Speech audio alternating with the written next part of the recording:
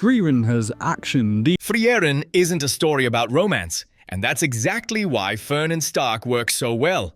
In a genre filled with dramatic confessions, exaggerated blushing, and forced love triangles, Frieren does something almost shocking. It lets a relationship feel normal, awkward, quiet, earned.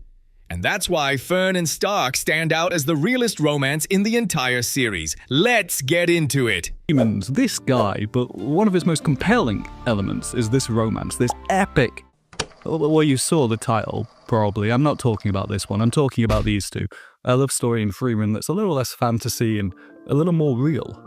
The Fern-Stark relationship is one of the more interesting ones that we see. You could transplant this character dynamic with its symbolism and nuance into a different setting, one without the magic or demons or giant hamburgers, and it would be just as wonderful. It's the realest romance in Frieren. Why? Why a pairing between Mr. Popular, who keeps running away, and a stern girl raised by a drunken priest? It's different, and really quite real. Let's start with how they first meet, that Fern is the entire reason Stark enters the story, and sticks around at all, and that the relationship from the start is something different. If we're zooming in on the bond between these two, we need to start with how it begins. First impressions are a funny thing. On the surface, it's pretty poor. But no, not really. There's actually a lot more in common between this meeting and this one. Fern is the one to seek Stark out. She's looking to find the good in him, the reason people like him so much. She's pretty harsh when they first meet. He's no good, let's go get a new warrior. But after seeing that everyone town-wide just absolutely loves this guy, she wants to find out why, wants to see what they see. So, on a lovely moonlit night, the priest's adopted daughter sneaks out alone to go and meet a boy. And yeah, she's asking about the dragon they need to fight, but not entirely, not really. That's what's kind of special about their first meeting. It doesn't inherently have a romantic undertone at first, but it does show a deeper bond right from the start. After getting to know Stark a little bit, Fern grabs his hand and tells this reassuring story, one that draws out the similarities between them. Their first impression is this sweet moment. They just seem to click. Fern might prefer not to let on that she had that kind of fear at first, but she clearly has more in common with Stark than her manner would suggest. They've had an instant connection and understanding, and on an intimate level, immediately apparently having the kind of openness to share these private feelings, thoughts, and memories. And Fern does see Stark differently. Though you're a hopeless coward, I believe you're resolved to protect the village.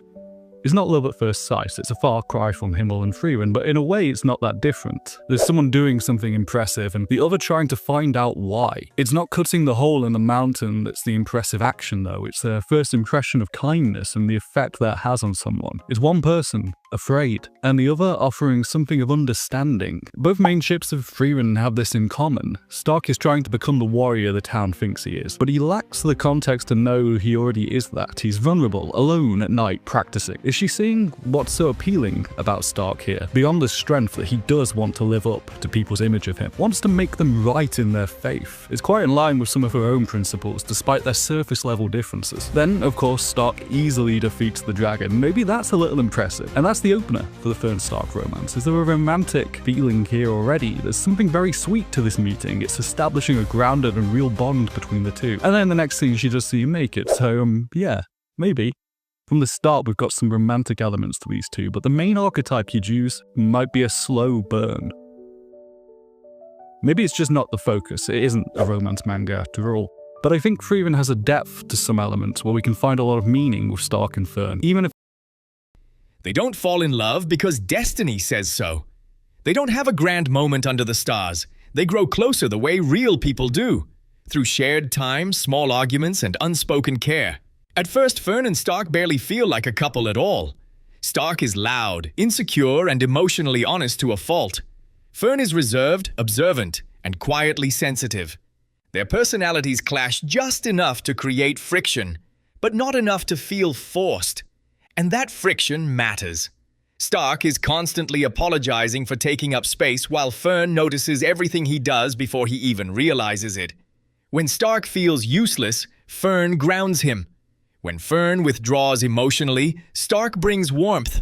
Neither one fixes the other. They balance each other. That's rare. What makes their relationship believable isn't the romance.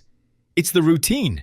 Walking together, eating together, training, traveling, being annoyed at each other and still choosing to stay.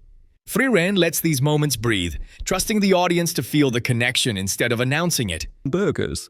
Not sharing the burgers, they develop a really honest feeling interplay, a pair of personalities that match each other, and we see them grow closer, partially from the time skips that come from, following an elf around. There's a real ease of communication and grounded bond compared to most of our casts. If we're talking slow burn and communication, there's the whole matter of honorifics and how they address each other. The proper firm sticks with the more formal ones for Stark, even as we get years into their journey together. Essentially, I can read it as a pet name, and you can't stop me. They are dropped on a few occasions though, once where Stark asks her to, so she's insulting and he sulks. He's constantly sulking. Fern is very good at cutting through Stark's more childish impulses though, as much as Stark gets Fern to relax a little bit. There's a realness to that bond by how well they balance each other in that way.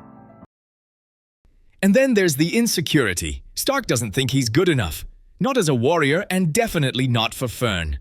Fern, on the other hand, doesn't verbalize affection easily. She shows it through concern, patience, and expectation. She believes in Stark long before he believes in himself. That dynamic feels painfully real. They don't communicate perfectly. They misunderstand each other. They avoid conversations they should have.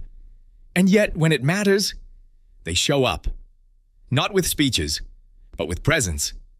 That's the heart of their romance. Unlike many anime relationships, Fern and Stark aren't built on dramatic trauma bonding or exaggerated chemistry. They're built on mutual respect and shared growth. Stark matures because he wants to be someone Fern can rely on. Fern opens up because Stark creates a space where she feels safe enough to do so.